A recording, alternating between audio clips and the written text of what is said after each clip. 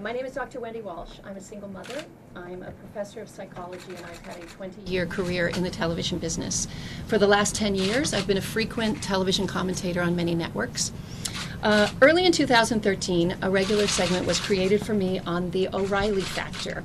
Every Thursday, the segment was called Are We Crazy? And we talked about the issues of the day and analyzed it psychologically. I assumed this was a kind of audition segment, as I was expected to show up at 1 p.m. every Thursday.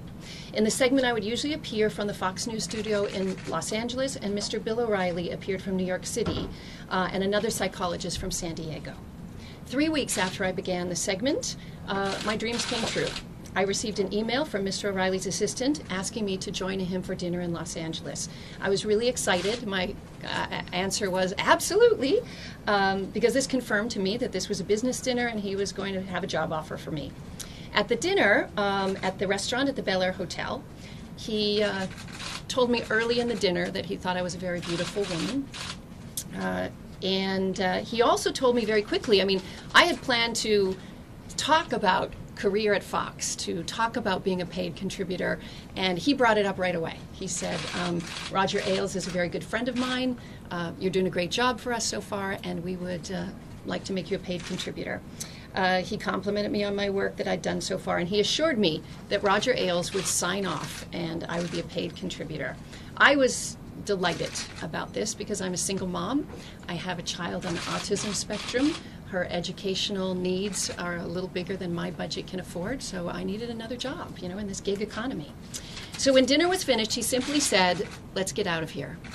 I assumed he meant that we should move to the bar to continue our conversation about my career at Fox News. And for those of you who know the configuration of the Bel Air Hotel, when you leave the restaurant, if you turn to the right, you walk past the hostess stand, you're walking towards the bedrooms. If you turn to the left, you're walking towards the bar. And a funny thing happened. The two of us walked past the hostess stand, and he walked to the right, and I walked to the left. And we got like 10 feet away from each other, walking away from each other. And then both of us turned around like, where'd he go? Where'd she go? And so he caught up with me and said, no, come back to my suite. At that point, I'm a woman of a certain age. I've had situations like this in my life. I knew how to behave. And I simply said, I'm sorry, I can't do that. And he immediately got defensive and said, what do you mean? You think I'm going to attack you or something? And I said, no, Bill, we're both raising teenage daughters. I think it's important that we model good choices for our kids. So he went, all right, if you want to. So we went to the bar, and as soon as we got to the bar, of course, it was the night before the Academy Awards. It was very busy, the bar at the Bel Air Hotel. I felt bad because maybe he wanted to talk privately about business, and it was noisy, and we were seated right beside the piano. But he got very hostile very quickly. He told me flat out, forget any career advice I gave you. He told me, he complained about I ordered a soda water, and he complained about the cost of the soda water and said, I wonder what they're charging for a cup of water here. He told me my bag was ugly. He goes, that's the ugliest bag I've ever seen. I don't know. Being a psychologist, I overanalyzed. I'm like, was he calling me an ugly bag at that point? I don't know. So, where am I? I was 2 pages ahead now, Lisa. You're doing great. As the weeks progressed, our small talk off air stopped abruptly. I emailed him to follow up. I did what so many women do.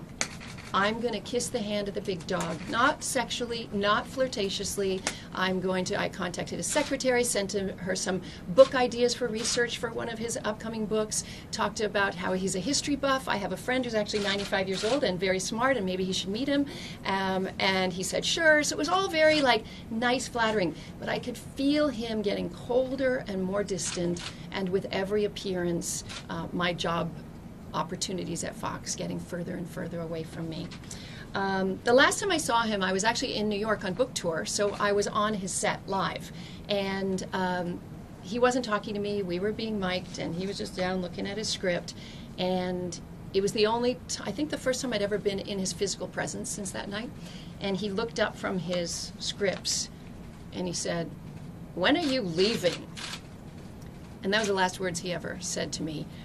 He caught himself because everyone looked at him like, where'd that come from out of the blue? And he said, didn't you say you were going on vacation or something? And then very soon after, he had the executive producer of the show call me and say that they're going to take a break from the segment for a little while, but they'd start up again later. Well, they did with the other psychologist, but not me. But I knew it was coming. I just expected that he would get over it and he would behave like a professional. We could both be professionals and we could get back to the business talk. I want you to know that I didn't go forward with any kind of sexual harassment claim because, first of all, I didn't know that you can be sexually harassed if you're a job applicant. I thought you had to be an employee. I just didn't know.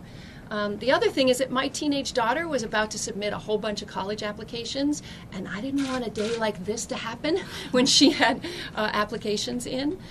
She's since got into Harvard. So, hey, I'm not litigious. I don't want any money. There's no lawsuit. It's just authentic honesty. I'm just a single mom who wanted to work, and that's what happened to me.